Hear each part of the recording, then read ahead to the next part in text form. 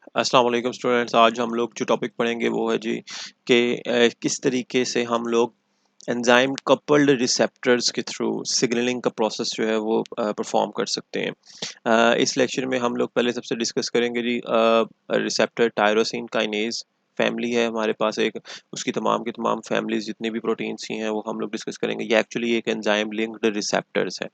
हम लोगों ने इससे पहले जो है ना वो रिसेप्टर्स की काफ़ी टाइप्स पढ़ी हैं, जिसमें से एंजाइम लिंक रिसेप्टर जो है वो एक टाइप थी।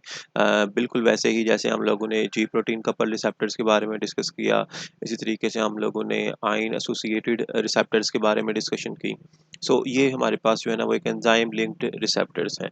स्ट्रक्चर्स इसके बारे में, स्ट्रक्चर्स किस तरह से हैं, इनकी डिफरेंट फैमिलीज़ के फंक्शंस को डिस्कस करेंगे।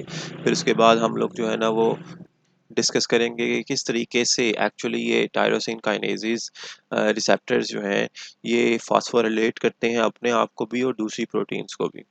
अच्छा जी, इसके अंदर डिफरेंट डोमेन्स हैं जो कि डिफरेंटली परफॉर्म करती हैं फंक्शंस को, लाइक SH2 SH3 यूबिक्विटिनेशन डोमेन्स, ये किस तरह से कैसे परफॉर्म करते हैं इसके बारे में भी हम लोग जो है वो डिस्कस करते हैं। जी, बात स्टार्ट करते हैं जी एंजाइम लिंक्ड रिसेप्टर्स के हवाले से। जैसे मैंने पहले बताया कि रिसेप्टर्स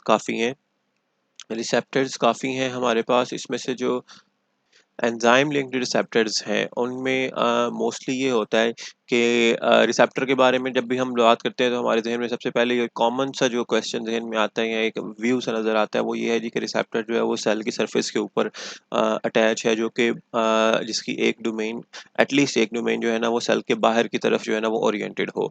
इसमें भी ऐसा ही है कि इसकी एक डोमेन जो है ना वो सेल मेम्ब्रेन के बाहर वाली साइड के ऊपर ओरिएंटेड होती है, लेकिन इसकी डोमेन जो है, इसकी एक डोमेन जो है वो सेल मेम्ब्रेन के दरमियान से गुजरती हुई साइटोसोलिक एंड के ऊपर भी प्रोजेक्टेड होती है। अनलाइक जी प्रोटीन्स कपल रिसेप्टर्स जिसमें सिर्फ और सिर्फ दो डोमेन्स थी, एक ट्रांस मेम्ब्रेन डोमेन थी जो कि सेल मेम्ब्रेन के अंदर पाई जाती थी, और दूसरी थी आउटसाइड द मेम्ब्रेन थी, आउटसाइड द सेल डोमेन थी। उसके इंटरनल साइटोसोलिक डोमेन मौजूद नहीं थी। जी प्रोटीन कपल रिसेप्टर की मैं बात कर रहा हूँ। इसकी जो है ना वो जो इंटरनल डोमेन होगी जिसको हम लोग साइटोसोलिक डोमेन का नाम दे रहे हैं, वो या तो डायरेक्टली जो है या तो खुद अपनी इंट्रिंसिक प्रॉपर्टीज रखती है। इंट्रिंसिक मीन्स कि वो ऑटोमेटिकली खुद से जो है ना वो एक्टिवेट करवा सकती हो दूसरे डिफरेंट जो है ना प्रोटीन्स को कैटालाइज करवा सकती हो, डिफरेंट रेजिड्यूज को जो है ना वो परफॉर्म करवा सकती हो फंक्शन के तौर पे, या फिर वो किसी ऐसे एंजाइम के साथ अटैच होगी जो एंजाइम जो है वो कैटालिसिस का प्रोसेस जो है वो परफॉर्म कर सकता हो। हम ह्यूमंस के अंदर तकरीबन 60 के करीब जो है वो आरटीकेज मौजूद है, रिसेप्टर टायरोसिन काइनेजेस, जिसकी जो है वो 20 स्ट्रक्चरल फैमिलीज बनाई गई हैं। अब ये जो स्ट्रक्चरल फैमिलीज बनाई गई हैं वो डिपेंड कर रही हैं उनके अंदर मौजूद डिफरेंट डोमेन्स की बेसिस के ऊपर वो क्या फंक्शन परफॉर्म कर रही हैं। यहाँ पर आप लोगों को जो है ना वो कुछ डोमेन्स की, कुछ फैमिलीज़ की, लाइक ईजीएफ रिसेप्टर्स हैं, इंसुलिन रिसेप्टर्स हैं, न्यूरोट्रॉफिक ग्रोथ फैक्टर्स हैं। इसी तरीके से ये हमारे पास जो है ना वो डिफरेंट ग्रोथ फैक्टर्स की से एसोसिएटेड रिसेप्टर्स की पिक्चर्स नज़र आ रही है, जिसमें आप देख सकते हैं कि यहाँ पर जो है ना वो एक outside the membrane cellular membrane है, सेल मेम्ब्रेन के बाहर वाली जो है वो एक डोमेन है। इसी तरीके से ये सेल मेम्ब्रेन के दरमियान से गुजरने वाली भी डोमेन्स हैं। और जो थर्ड वन जो कि इम्पोर्टेंट वन है, जो कि यहाँ रेड से भी हाईलाइटेड है, जो एंजाइम एसोसिएटेड साइटोसोलिक डोमेन है, जो साइटोप्लाज्म के अंदर मौजूद है, और ये अपनी एंजाइमेटिक फंक्शनैलिटीज़ को परफॉर्म करेगी। और फैमिली टू फैमिली इनके स्ट्रक्चर्स जो हैं वो वेरी करते हैं। ठीक है कि जिस तरह के उन्होंने रिसेप्टर से बाइंड करना है उसके सॉरी लाइगेंड के साथ बाइंड करना है, उससे जो है ना ये वेरी करते हैं। अच्छा जी, अब इसी तरीके से यहाँ पर जो है ना वो आपको चंद एक नज़र आ रही हैं प्रोटीन्स की फैमिलीज़, और उनके जो है ना वो रिसेप्टर्स, और देन उनकी जो है ना वो प्रॉपर फंक्शनिंग के वो क्या फंक्शन परफॉर्म कर रहे हैं। ये एक क्लियर व्यू है देखने के लिए कि हमारी बॉडी के अंदर हमारे कितने जो इम्पोर्टेंट और वाइटल फंक्शंस हैं हमारे सेल के, जिसमें ग्रोथ और डिफरेंशिएशन तक के प्रोसेसेस जो हैं वो इन्वॉल्व हैं, वो इन्हीं आरटीकेज से एसोसिएटेड है। अगर किसी तरह का कुछ प्रॉब्लम आता है किसी भी आरटीके के अंदर, तो हमारी ये जो है ना वो ग्रोथ और डिफरेंशिएशन जो है वो अफेक्ट हो सकती है। और आपको बेहतर पता है कि अगर ग्रोथ सेल की डिस्टर्ब हो जाए तो वो किस तरीके से जो है ना वो प्रोलॉन्ग इफ़ेक्ट्स लेकर आते हैं। सो नेक्स्ट हम लोग जो बात कर रहे हैं वो है जी, how does the binding of an extra cellular ligand activate the kinase domain on the other side of the plasma membrane. यानी कि लाइगेंड बाइंड कर रहा है हमारे पास इस डोमेन के साथ, तो ये वाली डोमेन कैसे एक्टिवेट हो गई? आउटसाइड द सेल मेम्ब्रेन एक डोमेन है इस रिसेप्टर की जिसके साथ लाइगेंड बाइंड करने जा रहा है, और जो इसने एक्टिविटी परफॉर्म करनी है वो सेल मेम्ब्रेन गुजरने के बाद परफॉर्म होगी। क्या आपको लगता है कन्फर्मेशनल चेंज होगा? नहीं। कन्फर्मेशनल चेंज जो है ना वो सेल मेम्ब्रेन के अक्रॉस प्रोसीड नहीं कर सकता। जब हम लोगों ने लास्ट टाइम जी प्रोटीन कपल रिसेप्टर के बारे में बात की थी ना, तो उसमें हम लोगों ने ये कहा था कि जब लाइगेंड आके बाइंड करता है outside the domain, cytosolic domain जो है यानी कि बाहर वाली जो डोमेन है उसके साथ जब आके बाइंड करता है तो ट्रांस मेम्ब्रेन हेलिक्सिस के अंदर कन्फर्मेशनल चेंज होता है। यानी कि वो उन हेलिक्सिस के अंदर चेंज होता है जो कि मेम्ब्रेन के अंदर एसोसिएटेड होते हैं। अब यहाँ पर हम लोग बात कर रहे हैं वो प्लाज्मा मेम्ब्रेन को क्रॉस करके दूसरी साइड के ऊपर साइटोसोल के अंदर मौजूद जो है डोमेन है उसके अंदर चेंज। तो इतना जो है ना वो फ्लेक्सिबल प्रोटीन सेल मेम्ब्रेन जो है वो उसको अलाउ नहीं करती, और इतनी मेम्ब्रेन प्रोटीन के अंदर जो है ना वो कन्फिगरेशनल चेंज नहीं आ सकता। फिर किस तरह से उनके इंटरनल जो डोमेन्स है वो एक्टिवेट होगी, उसका एक मेन चीज़ है डाइमराइजेशन। लाइक इनएक्टिवेटेड फॉर्म में ये जो आरटीकेस है ये दोनों सेपरेट होते हैं। जो ही कोई सिग्नल प्रोटीन या पेप्टाइड आता है लाइगेंड इसके साथ बाइंड करता है, बाइंड करने के बाद ये दोनों डोमेन्स को करीब ले आता है। जब ये करीब ले आता है तो फिर उसके आगे फैमिली टू फैमिली वेरिएशंस आती हैं। लाइक फॉर एग्जांपल कुछ ऐसे हैं फैमिलीज जिसमें ये फॉस्फोराइलेट होने वाली जो डोमेन्स है, लाइक सपोज करते हैं अगर मैं कि ये जो नॉब सा बना हुआ है ना, इसको हम कहते हैं कि ये काइनेज डोमेन है। काइनेज डोमेन है तो मतलब ये फास्फोराइलेट करेगी। अब ये किसको फास्फोराइलेट करे? इसके पास तो कोई और कोई प्रोटीन ही नहीं है इर्द गिर्द। लेकिन जब ये दोनों एक दूसरे के करीब आ जाएंगे, दोनों एक दूसरे के आमने-सामने हो जाएँगे, तो ये एक दूसरे को जो है ना वो फॉस्फोराइलेट करते रहेंगे। कुछ केसेज़ में इस तरह से होता है कि एक दूसरे के आमने-सामने एक करीब आने से जो है ना वो फॉस्फोराइलेशन का प्रोसेस स्टार्ट हो जाता है, और कुछ केसेज़ में ऐसा होता है कि जब ये आपस में करीब आते हैं तो इनके अंदर जो है ना वो अदर दैन दिस डोमेन कुछ ऐसी जो है ना इन जगहों पे कुछ कन्फर्मेशनल चेंजेज़ आते हैं जिसकी वज़ह से ये रेज़िड्यूज़ जो हैं एक्टिवेट हो जाते हैं, ये डोमेन्स एक्टिवेट हो जाती हैं और ये अपने फॉस्फोराइलेशन के फंक्शन को जो है ना वो परफ़ॉर्म करना शुरू कर देते हैं। अच्छा, अब ये फॉस्फोराइलेशन ठीक है इन्होंने कर दी अपनी काइनेसिस डोमेन्स की, तो क्या होगा कि इन पूरी की पूरी जो डोमेन्स है ना उसके साथ एसोसिएटेड ये जो रीजन्स हैं उन पे फॉस्फोराइलेशन लग जाएगी, उनके पास फॉस्फोरिक ग्रुप ऐड होना शुरू हो जाएगा। अब ये फॉस्फोरेट ग्रुप चूँकि इनका नाम से ज़ाहिर है टायरोसिन काइनेसेस है, तो ये टायरोसिन रेसिड्यूज़ जितने भी होंगे ना इस डोमेन के अंदर, इस साइटोसोलिक डोमेन्स में, वहाँ-वहाँ पे फॉस्फेट ग्रुप जो है वो ऐड करवा दिया जाएगा। अब ये फॉस्फेट ग्रुप जो है वो क्या करेगा, दावत देगा डिफरेंट सेलुलर जो है वो प्रोटीन्स को कि वो इसके साथ आकर जुड़ें, और जुड़ने के बाद जो है ना वो अपनी जो भी उनका सिग्नलिंग पाथवे है उसको वो परफ़ॉर्म करना शुरू कर दें। ये एक जो है ना वो साइट प्रोवाइड करेगा फॉर द अटैचमेंट। क्लियर है यहाँ तक कि किस तरीके से ये डोमेन जो है वो एक्टिवेट हो रही है और ये एंजाइमेटिक एक्शन जो है वो परफॉर्म हो रहा है। अच्छा जी, फॉस्फोरेटेड टायरोसिन ऑन आरटीकेज जब ये एक्टिवेशन हो जाती है इस आरटीकेज की रिसेप्टर टायरोसिन काइनेजेस की, तो ये फॉस्फोरिलेट करते हैं उसी डोमेन को जो कि डिसऑर्डर्ड रीजन के अंदर होती है। फॉर एग्जांपल यहाँ पर अगर हम लोग देखें तो ये एक आरटीके है का मोनोमर है। जो ही इसके साथ जो है ना एपिथर्मल ग्रोथ फैक्टर आके लाइगेंड के तौर पर लगा, इसने डायमराइजेशन करवाई।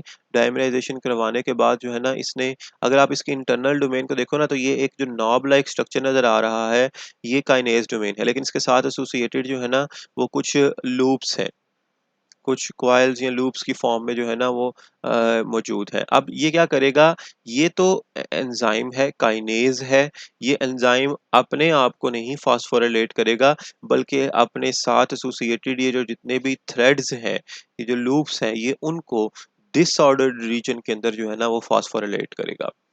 ठीक है? क्योंकि अगर बेटा ये काइनेज़ अपने आप को अगर फॉस्फोरिलेट करवा देगा ना, तो इस काइनेज़ की जो फंक्शनैलिटी है वो चेंज हो सकती है। सो ये इर्द-गिर्द की जो एक्स्ट्रा लूप्स हैं, कॉइल्स हैं, उनको एक्टिवेट करवाएगा, ताकि ये वहाँ पर जो है ना वो एक high affinity docking site provide कर सके। अब इसके साथ जो है ना, चूँकि फॉस्फोरिलेट है, एक पोलर मॉलिक्यूल है, तो ये वहाँ पर डिफरेंट मॉलिक्यूल्स को अटैचमेंट की जो है ना वो साइट प्रोवाइड करेगी। उन प्रोटीन्स को, सिग्नल प्रोटीन्स को, जिनके पास फॉस्फोटायरोसिन बाइंडिंग डोमेन होगी। यहाँ पर अब आके कौन-सी प्रोटीन लगेंगी? हर एक प्रोटीन नहीं आके यहाँ पर लग सकती। यहाँ पर आकर सिर्फ़ और सिर्फ़ वो वाली प्रोटीन लगेंगी जिनके पास जो है ना फॉस्फोटायरोसिन बाइंडिंग डोमेन मौजूद है। सो ये एक से ज़्यादा प्रोटीन्स को भी जो है ना वो अपने साथ अटैच करने की एबिलिटी रखते हैं। ये एक जो है ना वो नेटवर्क सा बना लेते हैं प्रोटीन्स का। लाइक फॉर एग्ज़ाम्पल ये था हमारे पास एक्टिवेटेड फॉस्फोटायरोसिन काइनेज़। अब इसने जो है ना अपने साथ ये एक प्रोटीन लगाई। इस प्रोटीन की मज़ीद फॉस्फोराइलेशन हुई, इसने अगली प्रोटीन्स को साथ एसोसिएट कर दिया, उन्होंने अगली प्रोटीन्स को साथ एसोसिएट कर दिया। सो इस तरह से जो है ना वो एक मल्टी प्लग सिस्टम बन जाता है, एक थ्री शू टाइप सिस्टम बन जाता है, जिसमें आप आगे मज़ीद जो है ना वो दूसरे प्लग्स को जो है ना वो ऐड इन कर सकते हो। अब जहाँ पर जो है ना एग्ज़ाम्पल दी गई है इंसुलिन रिसेप्टर सबस्ट्रेट की, जो कि SH3 डोमेन रखता है। SH3 डोमेन क्या है? ये SH3 डोमेन्स नज़र आ रही हैं आपको, इनके बारे में मैं जो है ना वो आगे बताता हूँ। पहले हम SH2 डोमेन्स को डिस्कस कर लें। अच्छा जी, जब हम लोग इस रिसेप्टर टायरोसिन काइनेज के साथ जो है ना वो बात की हम लोगों ने, तो ये हम लोगों ने डिस्कस कर लिया कि इसके अंदर जो है ना वो डिफरेंट टायरोसिन रेजिड्यूज हैं जो फास्फोरिलेट जब हो जाते हैं, तो वो डिफरेंट प्रोटीन्स को दावत देते हैं, डॉकिंग साइट प्रोवाइड करते हैं कि वो वहाँ पर आकर जो है ना वो इन फास्फोरिलेटेड टायरोसिन रेजिड्यूज के साथ जो है ना वो आकर अटैच हों। अब उनके अंदर जो है ना वो एक डोमेन तो मस्ट होगी जो हम लोगों ने पीछे पढ़ी कि फास्फोरिलेटेड टायरोसिन अटैचमेंट डोमेन। लेकिन उसके साथ दूसरी कुछ डोमेन्स होती हैं, लाइक जिसमें से हमारे पास जो है ना वो SH2 डोमेन है, सार्क होमोलॉजी रीजन डोमेन है, जो कि सार्क प्रोटीन को अपने साथ अटैचमेंट में जो है ना वो हेल्प आउट करेगी। ये जो हमारे पास रिसेप्टर टायरोसिन काइनेज़ेज़ हैं, ये भी दूसरी जो है ना वो डिफरेंट प्रोटीन्स को भी अपने साथ जो है ना वो अटैच करवा सकते हैं। जैसे फॉस्फोलाइपेज सी है, जो कि IP3 जी DAG पाथवे को एक्टिवेट कर देगी और साइटोसोलिक कैल्शियम आयन को जो है ना वो इनिशिएट कर देगी, जस्ट लाइक जी प्रोटीन कपल रिसेप्टर्स। इसके साथ-साथ ये बहुत सी दूसरी प्रोटीन्स को, जिसमें मैंने अभी बताया कि प्रोमिनेंट जो है हमारे पास वो टायरोसिन काइनेज़ सार्क है। ये एक जो है ना वो अब ये जितनी भी डोमेन्स हैं ना हमारे पास, चाहे वो SH2 डोमेन हो, चाहे वो PTB डोमेन हो, या पीछे हम लोगों ने जो पढ़ी IRS के केस में जो कि थी हमारे पास SH3 डोमेन, इनका काम ये है कि ये डिफरेंट प्रोटीन्स को जो है ना वो अपने साथ अटैच करवाती हैं। लाइक SH2 डोमेन जो है वो हमारे पास जो है वो इस PTB के साथ अटैचमेंट में हेल्प आउट करेगी, जबकि SH3 जो है वो नेक्स्ट जो सिग्नलिंग प्रोटीन्स होंगी उनको अपने साथ जो है ना वो अटैच करवाने की में हेल्प आउट करती हैं, जिसमें से हमारे पास जो है वो SOS या स्कैफोल्ड प्रोटीन्स भी आ सकती हैं। ये SOS या स्कैफोल्ड प्रोटीन्स जो है ना, ये मज़ीद डिफरेंट एंजाइम्स को आपस में एक दूसरे के साथ, जैसे यहाँ पे आपको ये एक्टिव साइट्स सी नज़र आ रही हैं। यहाँ पर ना ये एक्चुअली बाइंडिंग साइट है, जो डिफरेंट सबस्ट्रेट्स आपस डिफरेंट एंजाइम्स आपस में आकर जुड़ेंगे वन आफ्टर द अदर, एक तरतीब के साथ। सो एक कोई भी सबस्ट्रेट यहाँ से गुजरेगा और वो एक एंजाइम के बाद दूसरे एंजाइम, दूसरे एंजाइम के बाद तीसरे एंजाइम से जो है ना वो कैटालाइज होता जाएगा, और इस तरीके से एक पाथवे जो है ना वो सेल की एक खास रीजन में जो है वो लोकेट हो जाएगा, और वहीं पे उसी रीजन के अंदर जो है ना ये परफॉर्म करना शुरू कर देगा। सो ये डोमेन्स का जो मेन फंक्शन है वो ये फंक्शन है जी कि ये इस रिसेप्टर टायरोसिन काइनेज के साथ उन तमाम एंजाइम्स को ले आते हैं जो कि उस पाथवे के लिए ज़रूरी हैं। इसी तरह से डिफरेंट दूसरी डोमेन्स हैं जो कि सिर्फ इनिशिएट ही नहीं करती किसी पाथवे को, बल्कि जो है ना वो ब्लॉक भी कर देती हैं फीडबैक मैकेनिज्म के थ्रू। फॉर एग्जांपल हमारे पास जो है ना वो एक सीबीएल प्रोटीन है। ये क्या करती है, ये रिसेप्टर टायरोसिन काइनेज के साथ जब आके बाइंड करती है तो ये जो है ना उसको यूबिक्यूटिनेशन करवा देती है। यूबिक्यूटिनेशन का होना जो है ना वो एक सिग्नल है फॉर डिग्रेडेशन, कि अब रिसेप्टर को जो है ना वो डिग्रेड हो जाना चाहिए और इस सिग्नल को जो है वो ब्लॉक कर देना चाहिए, सिग्नल को रोक देना चाहिए। फिर क्या होता है कि उस यूबिक्यूटिनेटेड प्रोटीन रिसेप्टर के साथ आकर बाइंड करता है यूबिक्यूटिन इंटरेक्शन मोटिफ वाली प्रोटीन। अब ये जो यूबिक्यूटिनेटेड इंटरेक्शन वाली जो प्रोटीन है ना, जो मोटिफ है, ये आकर जब बाइंड करेगी उस रिसेप्टर के साथ तो ये क्लैथरिन कोटेड वेजिकल का पाथवे जो है ना वो इंट्रोड्यूस करवा देगी, जिससे क्या होगा कि वो रिसेप्टर जो है वो सिक्वेस्टर हो जाएगा। वो रिसेप्टर जो है वो साइटोप्लाज्म के अंदर जो है ना वो खींच लिया जाएगा इस क्लैथरिन कोटेड पाथवे के थ्रू, जो कि हम लोगों ने लास्ट टाइम भी डिस्कस किया था कि जब हम लोगों ने डिसेंसिटाइजेशन का प्रोसेस पढ़ा था जी प्रोटीन के रिसेप्टर में के केस में, बिल्कुल वैसा ही यहाँ पर भी जो है ना वो काम होगा। जो ही वो वेजिकल के फॉर्म में आएगा तो उस वेजिकल को फ्यूज कर दी जाएगा लाइसोसोम के साथ और देन उसकी जो है ना वो डिग्रेडेशन करवा दी जाएगी। इन केस अगर ये रिसेप्टर के अंदर जो है वो इन या किसी भी जो डाउनस्ट्रीम प्रोटीन है उसके अंदर कोई म्यूटेशन आ जाती है तो ऑब्वियसली वो रिसेप्टर जो है वो परमानेंटली सेल मेम्ब्रेन के साथ अटैच रह जाएगा और उसकी अटैचमेंट की वजह से वो परमानेंटली जो है वो एक्टिवेटेड रहेगा और वो सेल जो है वो अपने उस फंक्शन को परमानेंटली जो है वो परफॉर्म करता रहेगा। और हम लोगों ने पढ़ा कि टायरोसिन काइनेजेस जो है वो ग्रोथ के अंदर बहुत ज़्यादा इन्वॉल्व है। अगर वो सेल परमानेंटली जो है वो डिवाइडिंग फेज में रहेगा तो वो कैंसर कॉज कर सकता है। इसी तरीके से हमारे पास जो है ना वो कुछ केसेस हैं आरटीकेस के हवाले से जो कि एंडोसाइटोज कर लेते हैं सिग्नल को। ज़रूरी नहीं कि जब सेल जो है वो साइटोप्लाज्म के अंदर चला गया है, सॉरी जो रिसेप्टर जो है वो साइटोप्लाज्म के अंदर चला गया है तो उसकी डिग्रेडेशन ही होनी है। कुछ केसेस में जैसे यहाँ पर जो है ना वो एक केस है कि जिसमें रिसेप्टर को जो है ना वो जब एंडोसाइटोज करवा दिया जाता है तो वो एक वेजिकल की फॉर्म में रहता है, एंडोसोम की फॉर्म में रहता है और वो एंडोसोम जो है ना वो कंटिन्यूअसली एक्टिवेटेड सिग्नल्स भेजता रहता है इवन सेल के अंदर जाने के बाद भी। ठीक है, कि इस केस में क्या किया जाता है कि उस रिसेप्टर को डिग्रेड नहीं करवाया जाता लाइसोसोम के साथ अटैच करवा के, बल्कि अब वो एक वेजिकल है जो पहले किसी यानी कि वो एक ग्रुप ऑफ एंजाइम हो गया। ठीक है, जो पहले सिर्फ और सिर्फ सेल मेम्ब्रेन के साथ अटैच थे, अब वो एंडोसोम की फॉर्म में साइटोप्लाज्म के अंदर आ गया है और वो अंदर ही फ्लोट कर रहा है और वो ग्रुप ऑफ एंजाइम जो है वो इकट्ठा मूव कर रहा है किसी एक खास डायरेक्शन में और उसके साथ साथ वो अपने रास्ते में आने वाले जो सबस्ट्रेट्स हैं उनको कैटालाइज करता रहेगा। इस तरह का फंक्शन भी परफॉर्म किया जाता है जो कि हमें यहाँ पर देखने को मिलता है। एक नर्व ग्रोथ फैक्टर है जब ये अटैच होता है रिसेप्टर टायरोसिन काइनेज के साथ, जो कि एक लंबी सी जो है ना वो एक्सॉन के एंड के ऊपर लगा होता है, एक सरफेस मेम्ब्रेन के ऊपर जो है ना वो लगा होता है। अब ये एनजीएफ जो है वो इस रिसेप्टर टायरोसिन काइनेज के साथ जाकर बाइंड करेगा। अब वो रिसेप्टर टायरोसिन काइनेज को जो है वो एक्सॉन के अंदर जो है वो एंडोसोम की फॉर्म में जो है ना वो एंटर करवा दिया जाएगा, एक वेजिकल की फॉर्म में जो है वो पैक कर लिया जाएगा। अब उस वेजिकल को जो है ना वो उस एक्सॉन की लेंथ के क्रॉस जो है वो ट्रांसपोर्ट किया जाएगा टुवर्ड्स सेल बॉडी। अब वो एक एक्टिवेटेड रिसेप्टर जिसकी साइटोसोलिक डोमेन के अंदर एंजाइम्स भी अटैच हैं वो चलता आएगा, मूव करता आएगा टुवर्ड्स सेल बॉडी और सेल बॉडी की तरफ आकर जो है ना वो फिर अपने फंक्शन अपना जो स्पेसिफिक सबस्ट्रेट को उसने फंक्शन को परफॉर्म करना है वो परफॉर्म करेगा, जिसकी वजह से सेल जो है वो सर्वाइव कर सकता है। यहाँ से आप लोग अंदाज़ा लगा सकते हैं कि रिसेप्टर सिर्फ और सिर्फ ये वाले रिसेप्टर सिर्फ और सिर्फ सरफेस पर बैठ कर ही अपने फंक्शन को परफॉर्म नहीं करते, बल्कि जो है ना वो एंडोसोम की फॉर्म में सेल के अंदर एंटर होकर वो अपने फंक्शन को जो है ना वो परफॉर्म कर सकते हैं। इसी तरह से कुछ ऐसी सिग्नलिंग प्रोटीन्स हैं जो कि इन रिसेप्टर्स के साथ एसोसिएटेड होती हैं, जो कि सिर्फ और सिर्फ डोमेन्स पर मुश्तमिल होती हैं, लेकिन इनके पास सिर्फ और सिर्फ SH2 डोमेन्स ही होंगी या SH3 डोमेन्स ही होंगी। इनका काम क्या होता है कि ये जो है ना जैसे भी हम लोगों ने पीछे IRS के केस में पढ़ा कि वो सिर्फ और सिर्फ डोमेन्स थी SH2 और SH3 डोमेन्स। जिनका काम था कि दूसरी प्रोटीन्स को डॉक करवाना, एक साइट प्रोवाइड करना।